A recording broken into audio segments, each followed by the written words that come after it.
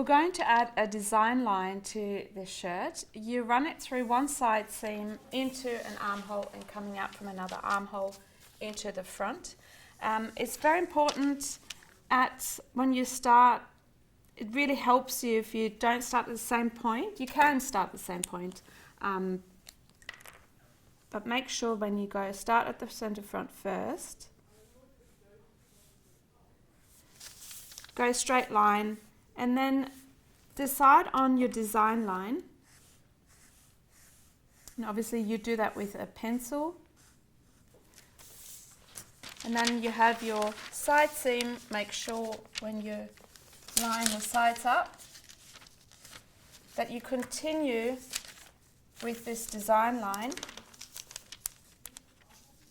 into the back. And I'm going to do a curved seam and going into my armhole up here. So this is a curved seam, as you can see.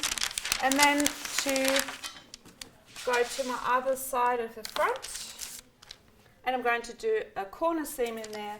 So really have two different types of design lines.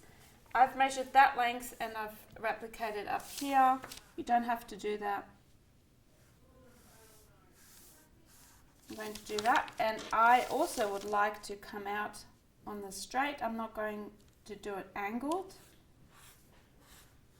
If I do it straight, I've just folded my extension into the paper, so you can see that you'd have to continue your seam all the way out, so your extension, this will be separated. So when you do this design line, you would have to separate these pieces by cutting. So you're cutting through here.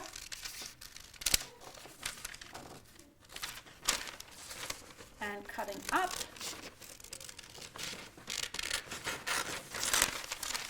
And you'd have to add your seam allowance to it. This is a corner seam, so you'd have to look back at your corner instructions from first semester, how to do a corner seam. So you're adding 1.2 on either side, same as here, and then continue to add your seam allowances as discussed earlier in a different video. Then we have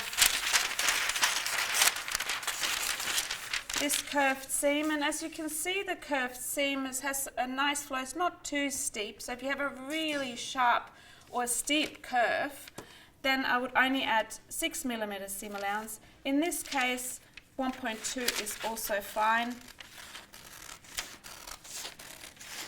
So keep that in mind when you design. The steeper the curve, the harder it is to actually make these curves and stitch them up. And I just realized something. So when you have this seam along here and you have to attach them again, it'd be actually really good for you to have sort of a point, and we do that a point to match it up, and we can do that with a notch. So if you just draw in a notch here, we do the same with, remember here at the back you have the two notches, so we're going to do the same here, so we know this is my back panel.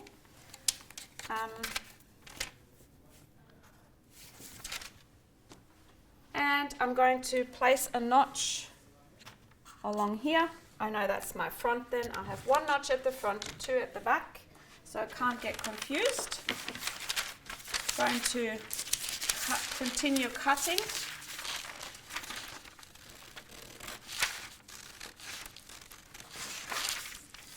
And you will now have to add your seam allowances to these pattern pieces, so you need to put some more paper underneath, stick it on, and add 1.2, add 1.2 everywhere else.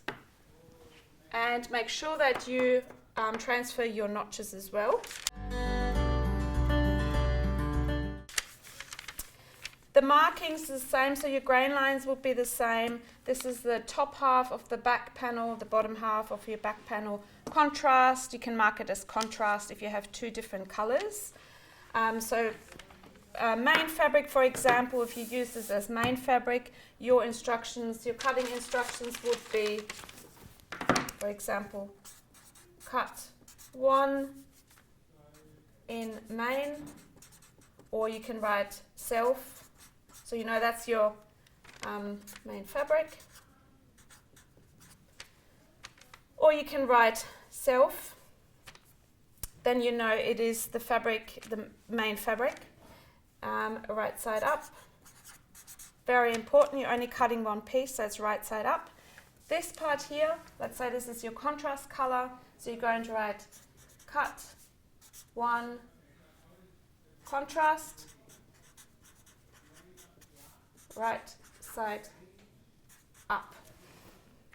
So this will be the same with these panels here, except that this, so you have two front panels as my design line is different.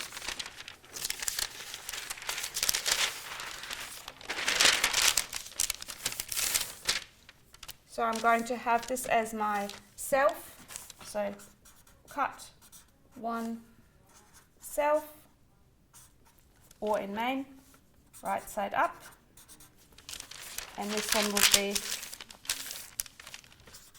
cut one contrast, right side up, and then we're going to do this with this panel here.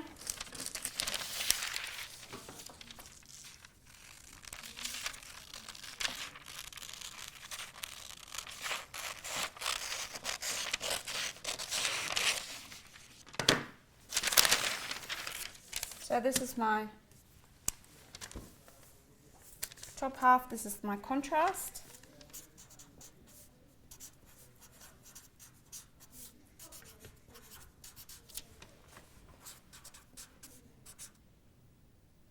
Did I do contrast here? I'm sorry, I mixed this up.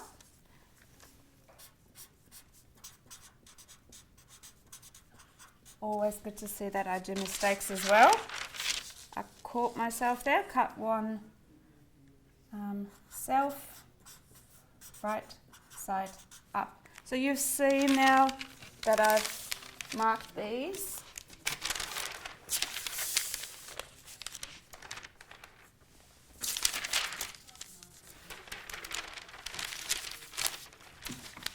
So why don't I have a notch here? Anyway, you can put a notch here if you wanted to line it up. So you could put one here and then still mark the notch as well, or one in here if you wanted to. But I have the corner here as well as a guideline, and that's why I don't actually need necessarily a notch there. But if it helps you, you can put one in there. As I said earlier, you need to put your seam allowance onto here, 1.2 on the corner seam, and because my curved seam is not so steep, I also put 1.2 on there. If you have your curved seam going really like that, you only add 6 millimeters. It's easier to stitch together.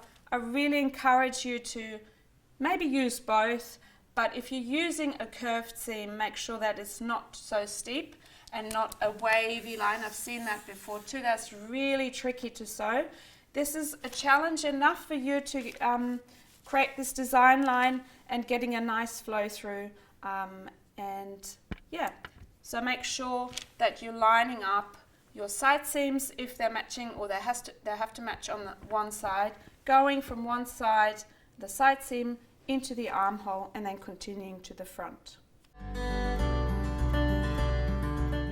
As you can see, I've laid out the pattern pieces, the back, the yoke, the front, and the sleeve, and just quickly explain where to add seam allowance. So obviously all the side seams 1.2, armholes, the 2 notches, you mark your trace out the yoke line here, and you add 1.2, 1.2 on the sides. Yoke has 1.2 everywhere on the shoulder, armhole, bottom here. That is your neck. You're adding 6 millimeters, so that's a 1/4 inch. That is your shoulder, 1.2, armhole 1.2, side seam 1.2, 6 millimeter around the neck. And we're not adding anything to the front because, as you can see, it says fold and fold. There's no need to add anything because we've already added this to our front panel. And we're going to add 1.2 all the way around on your sleeve, including on the bottom.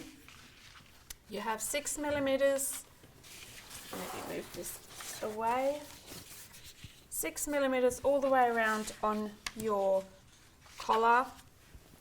6 millimeters all the way around on your collar stand. 1.2 all the way around on your cuff, and on the sleeve placket you have 6 millimeters all the way around, except on the bottom here, that's where it gets attached into the cuff. And remember, the cuff has 1.2, so we need to add 1.2 to the sleeve placket.